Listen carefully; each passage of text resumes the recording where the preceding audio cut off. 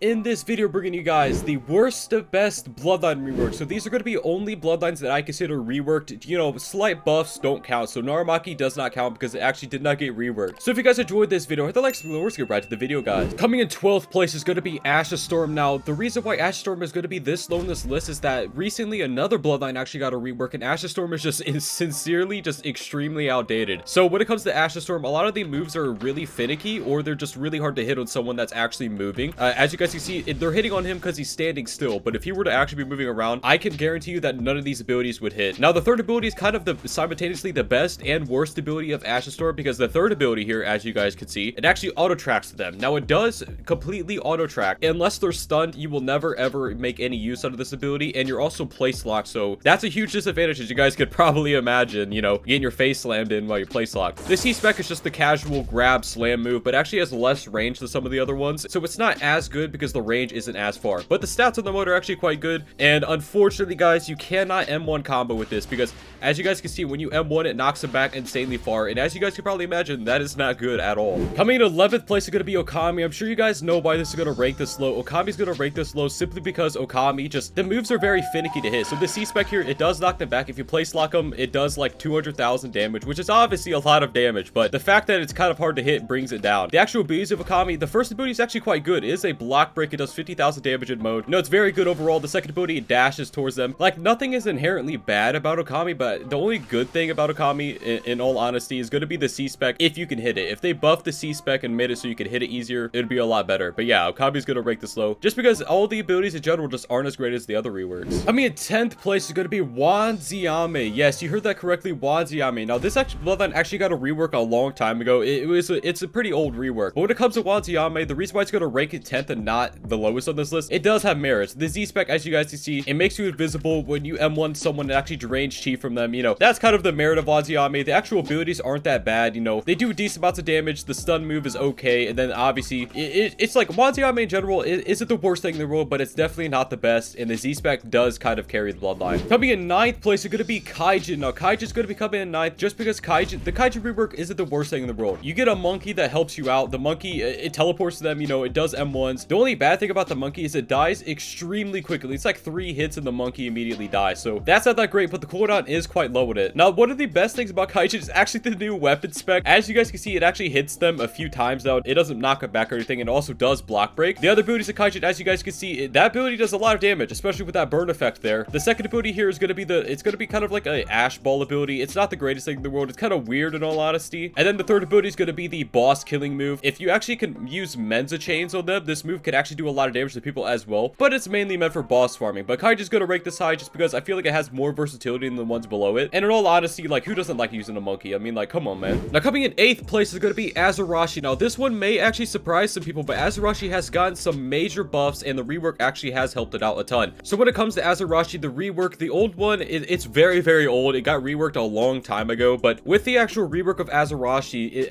it actually did gain a lot. Also, the Z-Spec, you can't actually dash during it now, so there's no counterplay to the Z-Spec. You just get pulled in, and it's a place lock. It's very, very good. Now, the first ability is actually instant now, the PP Extendo move, you know what I'm saying? It actually is instant now, and it is a block breaker, so I find that actually pretty funny that the move is instant. The second ability is kind of just like Woodbind. It's literally the exact same as Woodbind, but the third ability is actually a chi seal. So if you get hit by the third move, you cannot actually use any chi moves. But obviously, guys, the first ability is kind of nuts because you can actually equip that into your element slots. So it's an instantaneous block breaker. There's no way to predict that it's going to extend, you know what I'm saying? And then obviously you do have the Z-Spec, which was majorly buffed, so they can't dash during it anymore. And then you do have buffed M1. Now, coming in 7th place is going to be Black Shock. Now, this is actually because Black Shock received an absolutely insane rework this update. So the first ability now actually auto tracks a lot better. So even if they're not in the AoE range of it still hits them. I'm pretty sure because it locks onto their character or whatever. It does a lot of damage. It stuns for a decent amount of time. And then obviously you have the third ability here. It's literally just the first ability, but it's 2 instead of 1. And also doesn't stun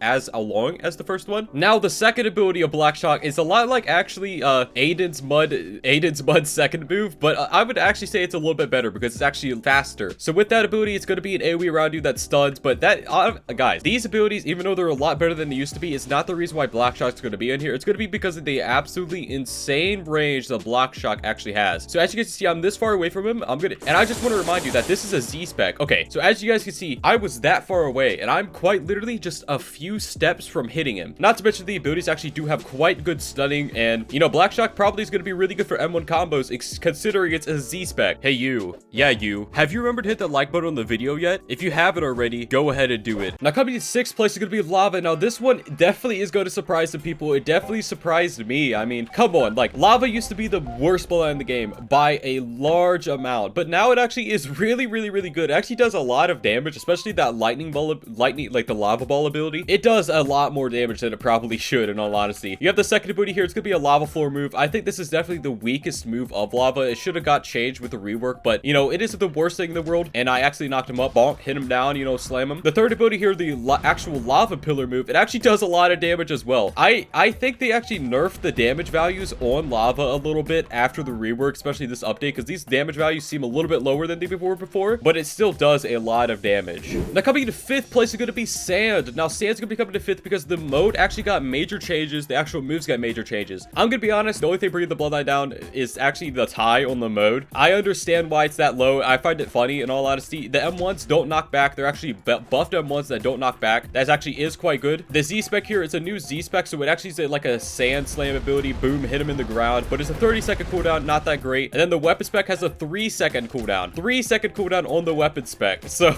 you know, it is kind of crazy with the weapon spec only being 3 seconds, but it is what it is, man. For the actual moves of Sand, the first one is just a block break move. There's nothing really special about it. The second move is going to be a sand coffin move. It's not a wave anymore. It's kind of an AoE stun. Now, the best part about it is how long it actually lasts. But the reason why Sand's going to rank this high is going to be because of the third ability. So I actually just told him to hit me. So I'm going to use the counter, and he's going to hit me now. Look, that is literally just Ryan armor counter, but better, because it keeps him in place. It isn't actual iframes. It's a counter that doesn't have iframes. So just keep that in mind when you use it, but it actually does a lot of damage. It does place lock them, so it is a very good counter. Coming in 4th place is going to be Shadow. Now this one probably is going to be surprising or not surprising based on how much you paid attention to the update. In the most recent update, Shadow has gotten some absolute major changes. The first ability now has like a ton better auto tracking. It also knocks them over, as you guys can see. With the second ability here, it actually drags them in, so you can use M1 combos now. Yes, another M1 combo extender move. I'm sure you guys know how good M1 combos are in the game right now, and as you guys can probably imagine, that move being an M1 combo extender is absolutely amazing. And then you have the third ability here, which actually is a much longer stun duration. Look at that. Look how long that was. What, that was like 3 seconds, right? Yeah, all I'm gonna say is Shadow now is definitely worth using. It is probably gonna be one of the best stun bloodlines in the game, just because the ability stun for so long. And then obviously the C spec here, it's not the best in the world. If they made the C spec a little bit better, if they actually changed the C spec so it was better,